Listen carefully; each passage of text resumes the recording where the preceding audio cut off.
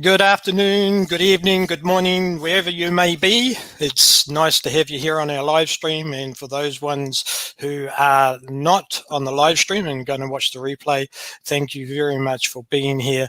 And we look forward to our guest today.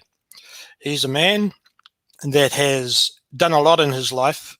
He was used in the organization with a lot of things in mind, and he's a lovely guy. Who are we talking about? Well, you've seen the photograph of him and his wife doing something that is a real passion for them. His name is Paul Quilter from New Zealand, Hamilton. Welcome, Paul. It's nice to have you here. Hi there, Shane. Thanks for the invite. I'm pleased to be here. Now, how's your day been after your busy shifting of your daughter and helping them clean the house? And Oh, yeah, granddaughter and great-granddaughter. Yep. We've spent the day pulling out some fences on the property here. So we've been busy with the tractor and doing all sorts of stuff outdoors today. And then came in for a rapid shirt change before sitting down to talk to you. Well, we appreciate your time and your efforts to get here, and we look forward to hearing a little bit about what you've been through, what you've done since leaving the J-Doves, and some of the goals you've got in the future. So tell us, Paul, how did you manage to get into the J-Doves? Via my mother. She was roped into the JWs when I was about 3 months old, apparently. Okay. So I think probably postnatal depression or something like that, and they got her while she was down, and she got sucked in. My father was never a JW, and he was originally bitterly opposed. Right. She told me stories of going to the meeting with me in a pushchair and coming home and finding all the JW books on the doorstep and the door locked, you know. Yeah. He played it pretty wrong on a lot of counts from what I can see. And in the end, he just gave up and decided that he would just let her do her thing because it just made it worse every time he tried to, directly attack her beliefs. And of course, we know that's not the way to go about it. You don't directly attack the beliefs because the shutters come up, the blinkers go on, and the whole thing turns to custard. So that was my upbringing. I was brought up with it. I had a brief period where I sort of rebelled against it in my teenage years, but basically didn't really start questioning enough, I think. I think if I'd actually thought a bit more about things, or if I'd had the internet back when I was 18 or so, it might be a different story. But I ended up marrying a fellow JW, and we've been married for 47, coming up 48 years this year. So that's the best thing that ever happened to me from the JWs, was meeting Joy and marrying my lovely wife. Great. So what sort of things were you involved in within the organization? When did you get baptized? To use a JW term, privileges, what sort of things were you involved in? Yeah, well, I was baptized when I was 15 in 1968. I actually missed out on a School C maths exam so that I could go to the convention because it was on at the same time, and that's where I got baptized. And probably no surprise that I'm not the greatest at maths, but so that's probably one of the reasons you shouldn't miss your exams. And they obviously weren't important. It was far more important at that time in 1968. The end of the world was coming. And one of my best mates at school, Graham, I can remember telling him that there was no point in having all this stuff because it was all going to disappear in 1975. Yeah. And when I reconnected with him a couple of years ago, the first thing that he said when I rang him, he lives in Brisbane, the first thing he said was, "You were going to give me all your worldly goods in 1975. And I felt about that small, like how dumb I was. Got baptized in 1968. I was sort of used quite a bit in the congregation because I had an interest in audio. So even from when I was a teenager, I was doing the sound system. We didn't have a Kingdom Hall, so we used to rent a St. John's Hall in Turangi. And I used to carry the gear there in the back of my car and set it up and then pack it down afterwards. And so I was used in the sound system for a lot of conventions. Even before I was a servant, I used to tag along with a few of the guys that were involved in that sort of thing. I got married in 1973, and when I was married, I still wasn't a servant at that stage initially. I think it would have been probably in around about the early 80s that I got appointed as a servant, as a ministerial servant. And I did pioneer for a little while, just doing those sort of things in holidays and stuff like that. But the main thing that we were involved in, both my wife and I, we were involved in a lot of the quick build projects. Right. So we went around the countryside. My wife was involved in the office side of things and the materials purchasing and accounting side. And I was involved in the audio and security sides of things. So did that for a long period of time. And then later when we moved to Hamilton, I was appointed as an elder, and that would have been probably in the early 2000s. Okay, cool. So you went along for a while. What was the unlocking of the door to allow you to start wriggling your way out? I think it was the 2014 regional convention in Claudelands Event Centre in Hamilton. My wife and I, after the convention, I can remember us driving home in the car, and I said to her, man, it seems to be getting very sort of evangelistic, sort of TV evangelist type thing. There's these videos and there's all this emotive music. And I said, the next thing they'll be standing up and saying, praise the Lord, hallelujah, waving their arms in the air, and it sort of bugged me. And at about the same time, this comment had come out in the publications about how you had to do whatever the faithful and discreet slave said, even if it didn't make sense from a human standpoint. And I remember saying to Joy, what do you reckon? If they told us to jump off a cliff, would we? And she said, heck no. And I said, no, we wouldn't. So how is that sensible? How is that logical? How does that reveal a God of order if he's going to give you something that makes no sense? And so we started questioning. It wasn't until quite a while afterwards that I really started to join the dots together, and I started to get to research a few things. And one of the things that was the key thing for me was this whole idea of dating of 1914 and how they'd used that to date the end of the world several times. Like obviously 1975, which I had lived through, and Joy and I had sort of carried on being JWs despite all the evidence that they were making false predictions in 1975. We still punch ourselves for not being smart enough to figure that one out. But, I thought when they come up with the overlapping generations, I was just like, this absolutely makes no sense. This is just nuts. Yep. And David Splane with his chart was just like, I thought, this is ridiculous. How can we go on the doors and say this? Because it's so different from what we've believed our entire JW life. So I came back home and I got out some publications and I did a whole lot of reading up, and I tried to put the time period down from the Bible, from the scriptures, and I was like, no, this doesn't make sense. So I did a Google search of date for overthrow of Jerusalem by Babylonians, and it comes up with a completely different date to 607. It was 587. And so I thought, this can't be right. I'll go to a university site where they specialize in Middle Eastern history. So I found myself at Yale University, and they've got a complete timeline and all the sort of inscriptions on these tablets, and it's 587. And everybody says 587, except for the JWs with their 607. So I thought, well, okay, they're 20 years out. So if they're 20 years out, what specially happened in 1934? Zip, nothing. No great events anywhere. Okay. So then I started doing a bit more research online. I read Crisis of Conscience because Yep. by that stage I had no doubt in my mind that something was majorly wrong with the teachings of JWs.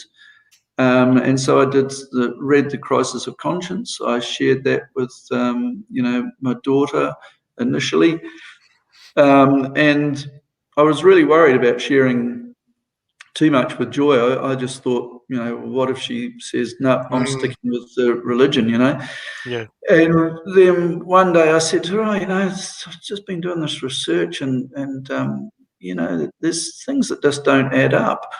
And she says, I've been telling you that for years and you don't want to hear it. I was like, what? Well, you remember, and she mentioned one of the elders locally. She remember when he was saying this, and I said to him, no, there's been a change on that because this watchtower's come out and changed that, and he didn't know, and he's one of the elders, in the congregation. And I said, I remember that. She said, well, that's just one of the things that is not right. Right. And so we started actually, for the first time ever in our married life, actually communicating about things that concerned us, because most of the times as a witness, I think you're kept in a little bubble of your own fears and your own guilt, and you don't ever share that with anybody else. And if you have doubts, you shut up and keep them to yourself, because it's not the done thing to share that. But once we started sharing it, and we started talking about the child sexual abuse, and this was by this stage it was early 2015, and we decided that we wouldn't go to the memorial that year, and so of course the poopies hit the aerator, and and so we had sort of people shunning us, and we had people coming around to invite us to the memorial, and we told them we wouldn't be going, and that instantly they'd sort of turn around and walk away.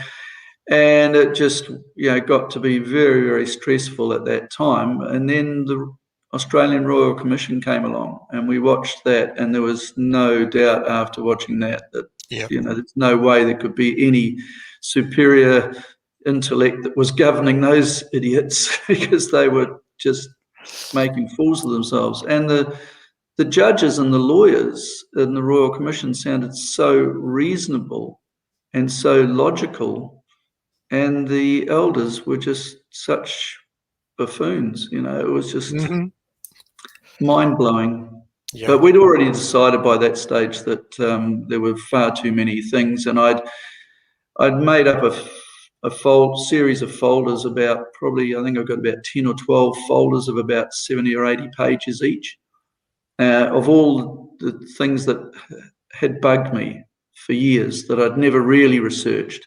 Yep. So I researched them in the JW publications only.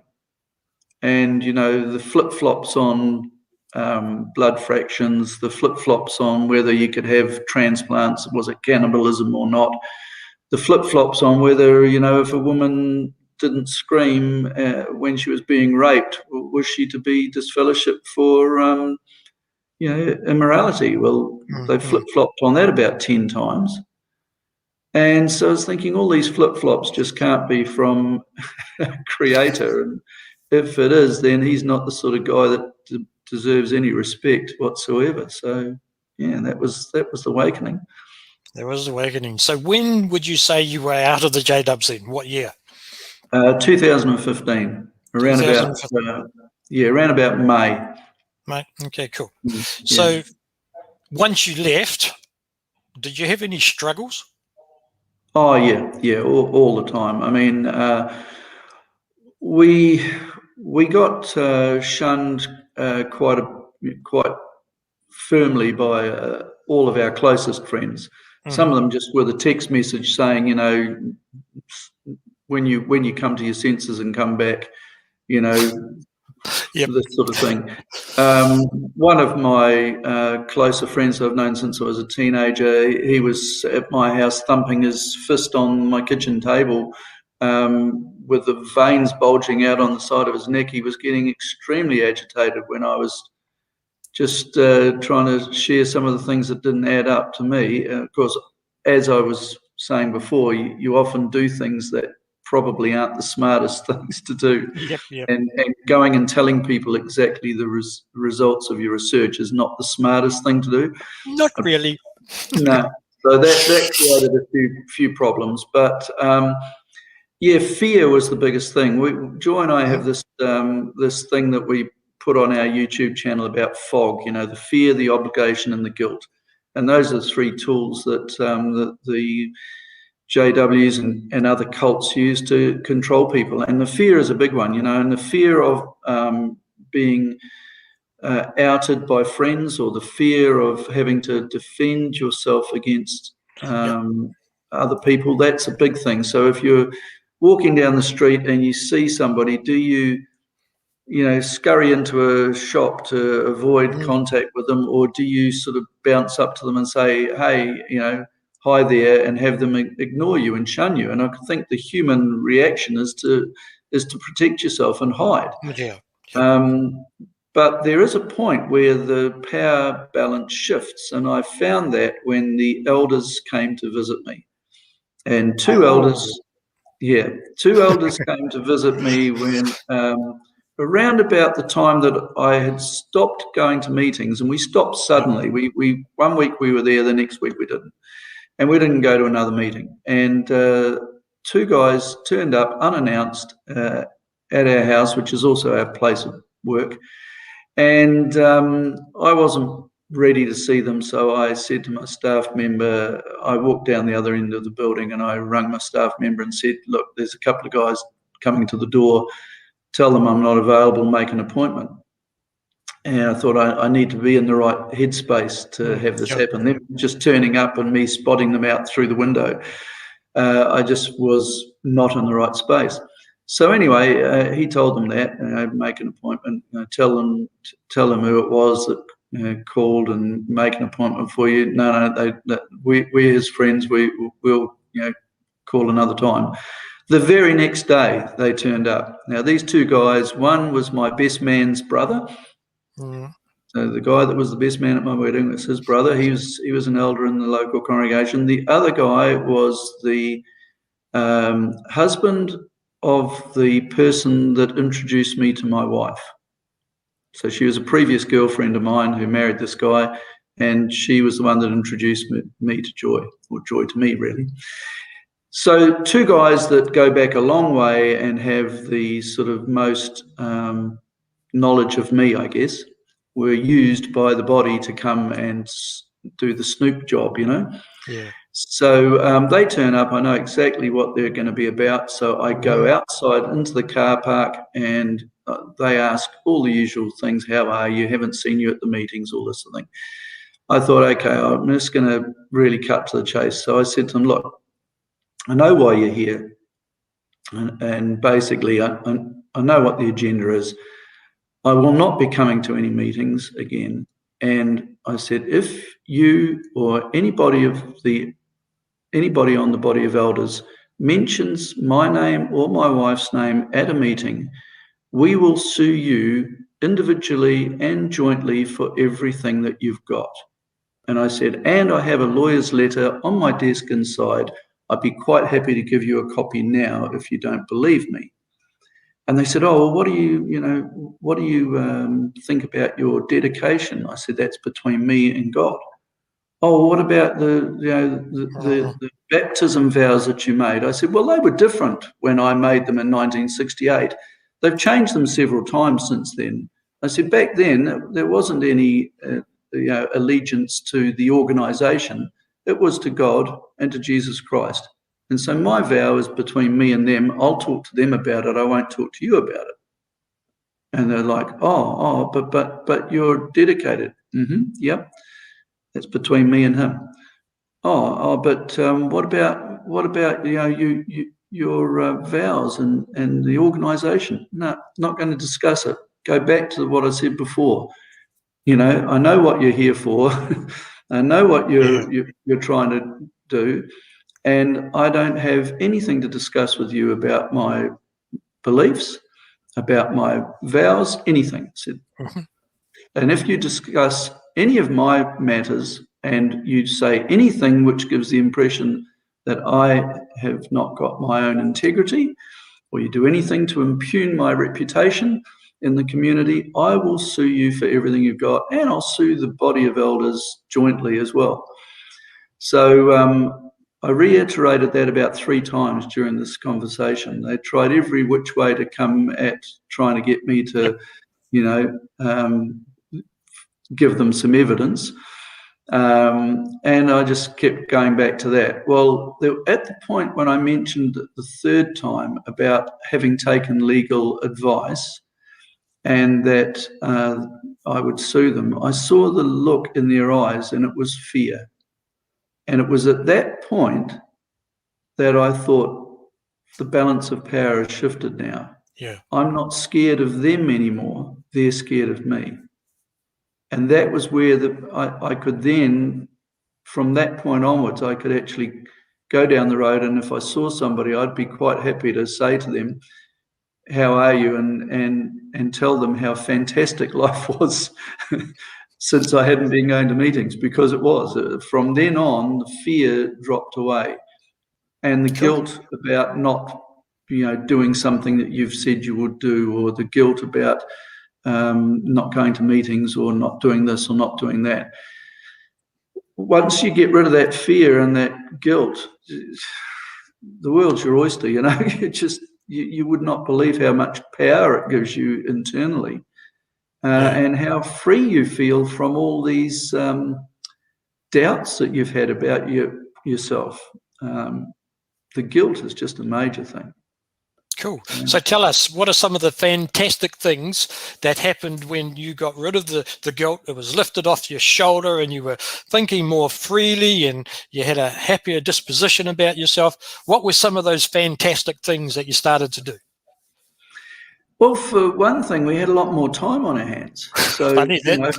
we didn't have to go to meetings. We didn't have to go out in field service. So for once, we got weekends back to ourselves. So we started going and doing things. And we were just, we've both been very keen on motorbikes since we were young. Joy got her licence when she was 16. I got my motorbike licence the day I turned 15. Yep. We had a couple of motorbikes. Well, actually, at the time when we dropped out of the JWs, I had a motorbike. And I think Joy had just bought a motorbike. First one that she'd had since we were in our 20s. So when our kids came along, we sort of got out of motorbikes, and of course they weren't the approved transportation method, you might say, because you couldn't go witnessing on them supposedly, or you weren't meant to be having fun. You're meant to be at meetings on weekends, So we'd got rid of the motorbikes in the sort of early 80s, and we hadn't had a motorbike for 20, 30 years. And then I got one in 2013, and we started going on rides together about 2014. That picture you got up on screen there was taken on a South Island trip that we did in 2014. Nice. And so that was actually slightly before we left the JWs. That was, I think, the summer of 2014, so about a year before we left. And so after we left, we just started doing a lot more with motorbikes, and we got involved pretty heavily with the BMW Motorbike Club and met some really lovely people. And they just showed us that there are some fantastic people that are not JWs and that are not religious. One of the couples actually gave us the use of their house. They'd only met us twice. And they gave us the keys and the alarm code to their house. It was just, it blew us away. We're like, wow. And then I bought Joy a bike, a new bike for her 60th birthday. Nice. She had her own bike and didn't have to sort of go pillion with me. Yeah. And we've just done so much riding since and met so many cool people. We've been up to Thailand and ridden motorbikes up there. Yeah, did that in 2018. Had a terrific time up there, rode some amazing roads, met some really great people who've become very good friends. In fact, the people that we went to Thailand with, they recently invited us to their wedding, which was a beach wedding over at Waihi Beach just last weekend. So that was a great honour to be invited to that, because there was only probably about 40 or so people there, I think. Mm-hmm. That's mainly what we've been involved in. We have got into getting a camper van as well, and most weekends over winter last year we went away in the camper van for the weekend and visited different beaches and places around the place. So yeah, we've had a lot of time together doing things that we enjoy. I've done a couple of motorbike projects of rebuilding BMW motorbikes that I've rescued out of barns or. Tell us about one. Tell us about one of your favourite ones.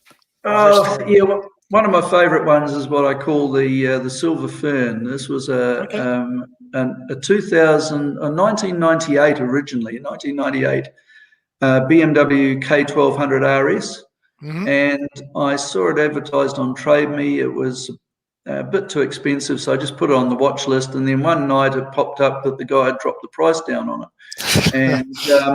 and so I put a bid in on it of about $990 or something. And bingo! A couple of hours later, my phone went bing, and you've won this auction. I thought, okay. And this bike had a blown motor, so I went over to New Plymouth. It was in a barn with a dirt floor. The guy had the bits all over the place. There's a mud guard up on that beam up there on that rafter, and it was spread in about 3 fish bins and a couple of cardboard boxes, and there were bits everywhere. So we loaded this onto the trailer and into the back of the truck, and we brought it back home, and there was a few bits missing, and so I'd ring him up about them, and a week later a grubby box with a whole lot of greasy fingerprints would turn up with a few bits in it. And so that was my project. I imported a motor from Texas to put into it, because this one had a crank that had been run on it, and price for a crank was about $4,000 or something from BMW, and you'd have to change all the rods and pistons as well. So I got this complete motor in Texas and got it shipped down, and completely stripped the bike down while I was waiting for this motor to arrive, and resprayed the frame and did everything like that. And then after a period of about, I think it took me about maybe 6 months, I had it all back to original condition, and it was a black bike, and it had silver ferns on the fairings of it, so it was quite distinctive. I ended up selling it to a chap in Cambridge just down the road here, and he loves it to bits. It's a great bike, and that's the same model of bike that is in that picture that you showed earlier. The red one that I ride is a 2014 version of that earlier model, very similar, and the original 1998 one ended up getting a new motor out of a 2003, so it ended up having a later series motor in it, and a very nice bike. And I still ride that 1200 today. It's done over 120,000 Ks now. Great. So is your wife, if we just focus on her, how's she finding things? Oh, loving it. Yeah, loving it. I think she's blossomed as a person. I said to her just the other day, I've got the woman that I married back, because when we first married, she had only just recently got baptized. So, she was brought into it by her grandmother, who was up in Auckland and was a very sort of staunch JW. But her grandmother's husband, Joy's grandfather, had never been a witness either. So it was interesting that, on my side, none of my family down back in the family had been JWs. Only my mother that had picked it up, and it was likewise in Joy's family.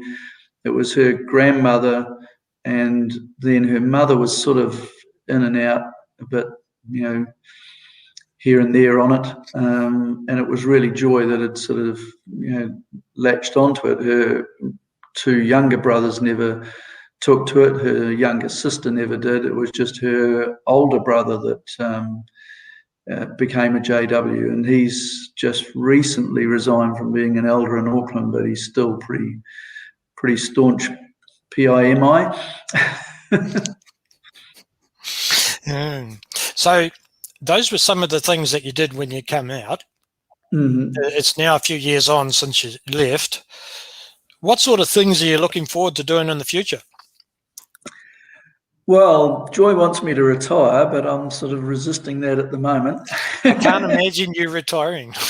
No, I'm still pretty much enjoying the audio business and that side of things. So I think we'll keep doing that for a couple more years. But we do, when the COVID thing dies down, we had been wanting to do some riding overseas. We want to do some riding in South America. We'd like to do a bit in North America. We'd like to ride in Croatia. And we'd also wouldn't mind going and doing South Africa. So we'd really like to do some riding. We've got some off-road bikes that we've done a lot of riding in New Zealand on those. And we'd probably ship those and use those overseas rather than renting bikes. But of course, with the shipping issues the way they are at the moment, and with COVID and that, all that's on the back burner. So we'll just, got a couple of projects that we're working on at the moment, a building that we're building, starting in the next few weeks, actually. So there's a sort of a bit of a plan for changing the way we live, downsizing a little bit in terms of, our building, and less work around the property, because we started off on this property 21 years ago when we moved here. It was 7 acres, and we had cattle and all sorts of things. And we just sold our last cow last week, and we just sold off our last piece of land last week. So we're sort of downsizing the property. It's now down to 1.1 hectares. So we've got it to a point where we'd like to just get rid of the lawns and all the work outside. 6 hours to mow the lawns on a ride-on mower is, time I'd rather be riding something else. That's cool. We'll get things set up so that we can, do a bit more of the things we want to do, and primarily it's traveling, being involved in motorbikes, touring, that sort of thing. We figure we'll camp and tour for as long as we're physically able to, and then after that it'll be moved to the camper van. Cool. We've just had a comment come through, Paul. What was the hardest challenge you've had in changing things since you left? Hardest challenge. I think that early on in the piece, the hardest challenge was not feeling guilty about the things you were doing for yourself, because we're always told to do things that we're told to do, and so we often don't really know what it is that we want to do, because we've never really thought too much about ourselves. And I think if you want to actually do things that are important to you and that you're passionate about, you have to really know who you are. And I don't think a lot of JWs actually know who they are. They don't know what they really want. They've sort of almost put their lives on hold on the hope that something better is going to come along. And so it's like pushing the pause button, and then you let the pause button off, and it's like, well, do I just keep rolling along as I've been doing, or do I actually make a change here? Do I make it a stop instead of a pause? Do I change direction here? And I think for me, finding out that I could get back to where I really wanted to be, where I was more comfortable with who I was. Yep. Being comfortable in your own skin. I know it sounds all corny sort of sayings, but there's a lot of reasons why they're sayings. It's because they're true. So being comfortable with who you are. Mm-hmm. We found it hard to actually accept other people, because I think the language that we are taught as JWs is what boxes us into this little bubble that we're in. Yeah. And so, you think of other people as being worldly people. Well, if you can get rid of that cult language and get rid of worldly and say normal people, suddenly it's not a bad thing. Suddenly these people aren't worldly, they're normal. See, worldly, you assume that there's something bad about that. Well, actually, everybody's in the world, so everybody is worldly in a sense. But the language that any JW, as soon as you say worldly, bad. Yeah. So you say normal, oh, they're normal people. What's wrong with having something to do with normal people? Nothing. So we went to a few meetings of the rationalists and humanists in Hamilton when we first left, because we wanted to try and figure out, how do others feel about things? Well, funnily enough, one of the first ones we went to was about religion. Okay. And they were absolutely intrigued to find out what a JW thought about religion, or a newly out, JW, because we were out at that stage. Yep. Because they had never been able to talk to anybody on a rational level. They might have had them come to their doors and they would not be able to engage in a rational discussion. And they were gobsmacked at the things, but not surprised in a funny way. They expected it, and we learned quite a lot from them. So finding out who you are and then getting a feel for how the language controls who you are. And you start thinking, hang on, this isn't about black and white. This is about all shades of grey in between. Yeah. And this isn't about them and us. This is just about, we're all in this together. We're all here on this planet. Yep. How can we just fit in better? So we would go to clubs and we would just sit there and we would listen a lot. We would listen to how people talked. We'd listen to how they'd interact. We went to about 4 different motorbike clubs around. We found that we really had a synergy with the BMW ones, but we went to Hamilton Motorcycle Club and we sort of felt a bit on the outer of that one. We went to a couple other ones, Italian Motorcycle Club, because Joy at the time was riding an Italian bike. And we sort of found that we had this sort of synergy with the guys with the BMW group. Possibly that most of them were a bit older, might have helped a bit, I don't know. But we would go to annual general meetings and rallies, and we would sit there and we just talk to people and listen a lot. And we found that those people were more compassionate, more interested in what was happening to the planet, more kind and generous than anybody we had ever met in our JW existence. Yep. And we were just bowled away continually by how lovely people were.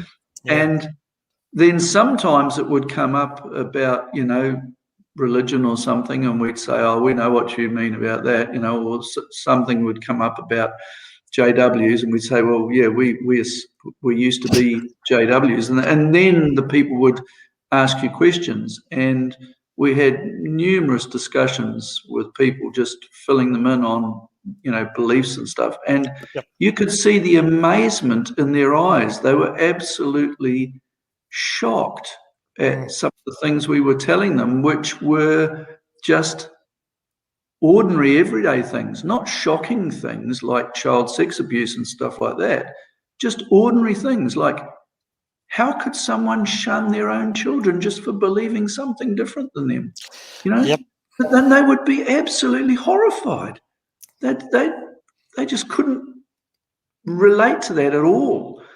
And when we got invited to go to some of the family events with friends that we'd met through motorcycling, and we'd go to the kids would be present, we just saw a whole different level of life. It was just not what the organization tells you it's like at all.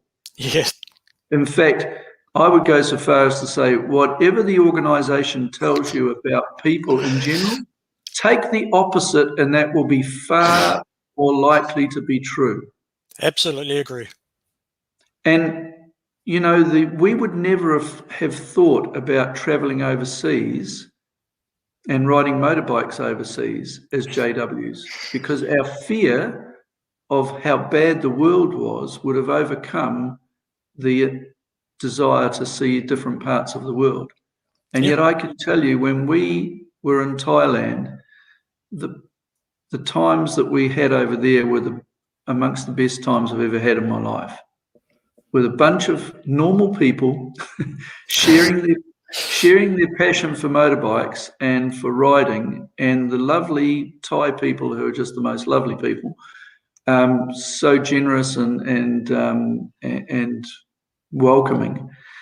That combination was just brilliant. We just had a fantastic time. Great. It really sounds shocking. Shockingly brilliant. Terrible. It's terrible. Oh, it is terrible.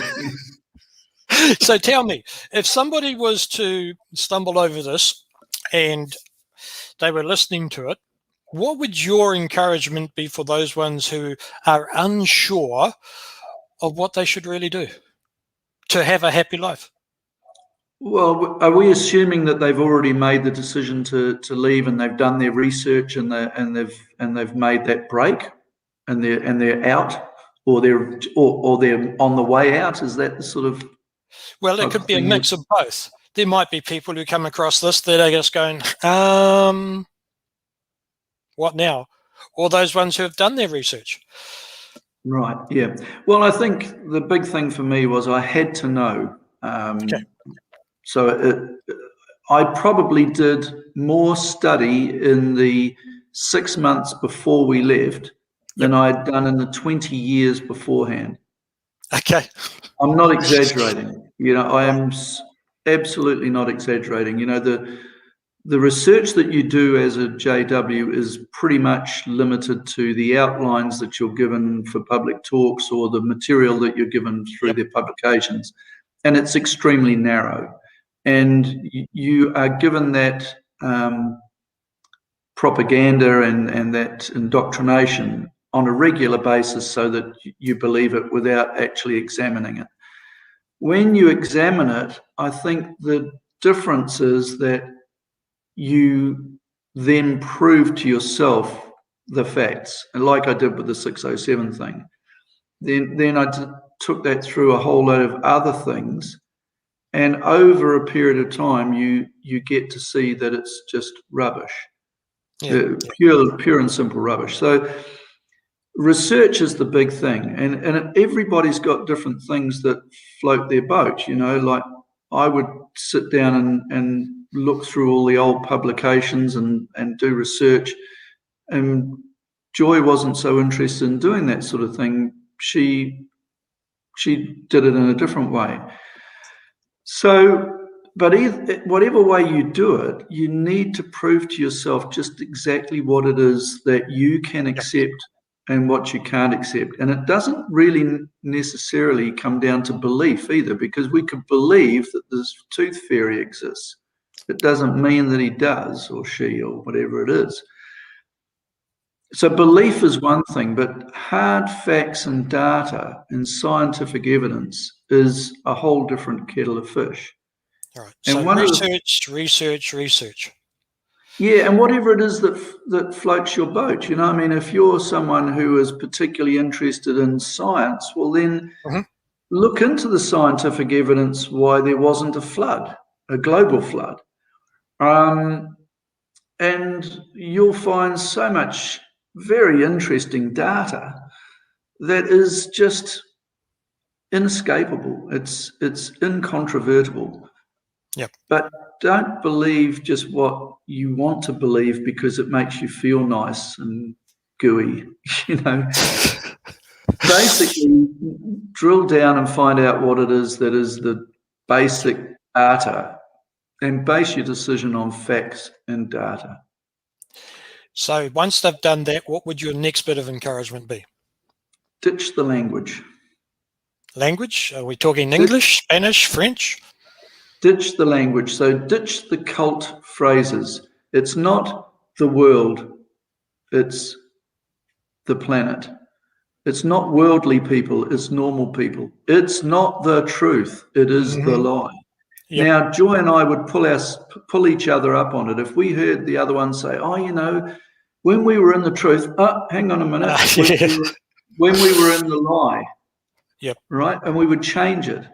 And it's amazing how that removal of the language out of your vocabulary changes your mindset. It changes your feelings towards people. They're not worldly people, they're normal people. They're people just like you and I that have got feelings and hearts and minds.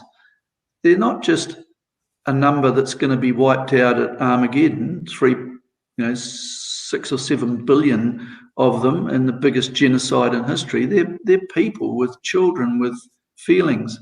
So, if you can get rid of all of this cult language, you find that it opens up your mind and it takes the blinkers off. And if you are still using cult language a year or two after you've left, I suggest you've got a problem. You're still trapped by the cult. I really believe that, because we know people who they'll still use the word the truth. Or do they realize that they are saying that it's the truth? They are acknowledging that everything else is false. That's a big, big mistake to make. Yep. And it's very insidious. It is. So I would say that's the biggest thing. The next thing is, we don't know how to live in this world. We've been taught to isolate ourselves, and we're scared of people. Yeah. We really are, because we're told that they're evil. Everybody else except JWs is evil. They're all going to be destroyed. Why would you want anything to do with those evil people? Yep. Well, you're going to isolate yourself, and when you isolate yourself, you get depressed. And then all of these things that they say are going to happen will happen because of your cult programming to make them happen. If you can remove that cult programming from your mind, particularly from your language, because remember, you think in the same language that you speak.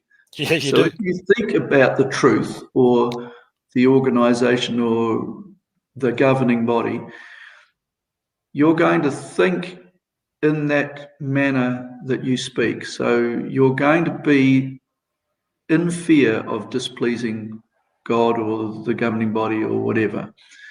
So I think that's the biggest thing. If you can get rid of that, then you can start to actually make progress on yourself. And let's face it, if you want to be accepted by people, when you leave the cult, you're going to be pretty damn weird to people when you're in conversation with them. They can pick up that there is something odd about you, and they don't know what it is, and you don't know why it is that they're not really engaging with you. And it's because a lot of the words that you're using are pretty alien to them. They think, gee, that's a bit weird. And you don't even pick up that you're doing it. And also, your body language to somebody who's been brought up as a JW, the person that's a worldly person is one to be avoided. And then when you leave, you're meant to try and sort of buddy up to these people that you've been avoiding for all of your life, that you've been taught all your life are evil and are going to be destroyed.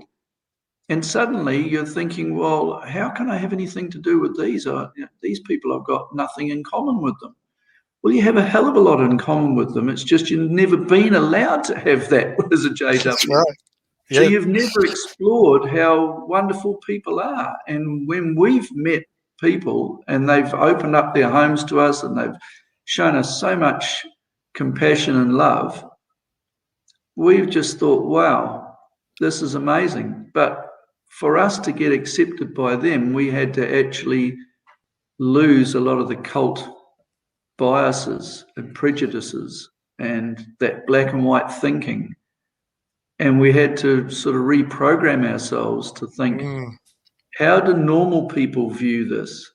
And that's why, going to the rationalists and humanists meetings, only went a few times because it wasn't quite Joy's scene. It was a bit too, I think, a bit too serious and scholarly in some respects, and Okay. a little bit too nebulous. But it did teach us that there are people that care about things in the world on a much deeper level than JWs will ever realise. And that taught us about how the world really is, I guess.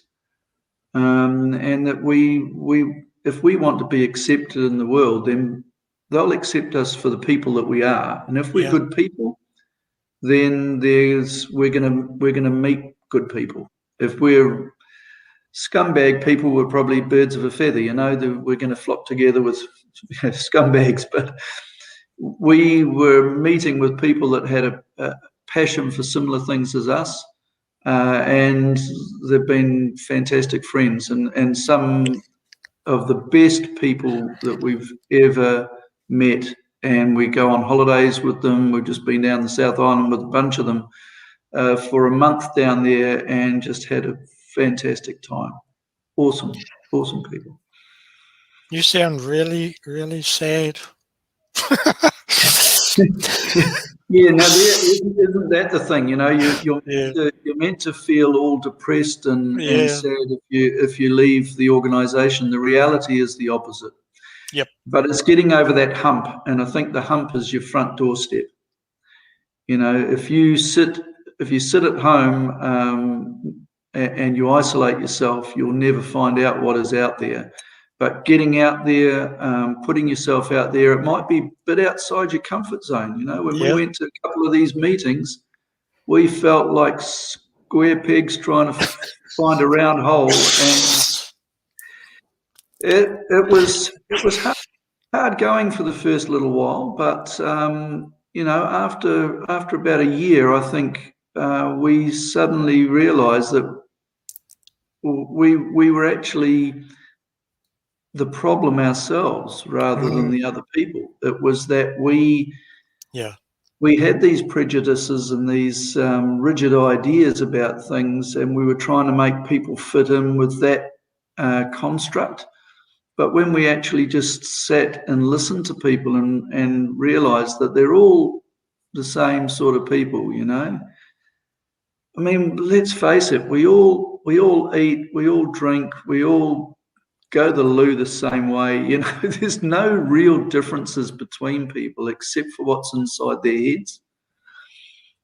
And we'll never know exactly what's inside somebody else's head, but what we can make sure about is what's inside our head. And so if we can make ourselves who we want to be by being the type of people that our moral values and our interests and our beliefs and our whole thinking is approachable and is desirable, then people are going to approach us and desire to be with us. If we're going to isolate ourselves and be an awful, grumpy old man, who's going to want to come and spend any time with us? Nobody. Yep. So we'll be a lonely, grumpy old man, So I just think it is what you make it. And you just got to get out there and make it whatever you want it to be. And I encourage that all the time when people that are asking, for advice, that I say the same thing. Just find out who you are first. Get comfortable with who you are, because if you're not comfortable with you, nobody else is going to be. Yep. And once you've found out who you are and you're comfortable with who you are, get out there and do what you want to do, because life's short and there is no dress rehearsal. No. Once we've spent our time, we've spent it. Yeah, that's right. Yeah. So, well, we've really appreciated coming on and sharing some of the things that you've experienced, some of the things that you've found, and some of the goals that you guys would like to reach. And we look forward to seeing the post on Facebook with you traveling around the world and doing your motorbike things and anything else that your heart desires. So thank you for being here. That's all right. Thanks very much, Shane. A pleasure to be on your show, and I wish you all the best. And those people who are struggling, I hope that they can just find their way through it. And I can assure you there is a much better future on the other side. Definitely. Well, just before we tell you what's going to be on next week's live stream, let's just have a look at a quick video.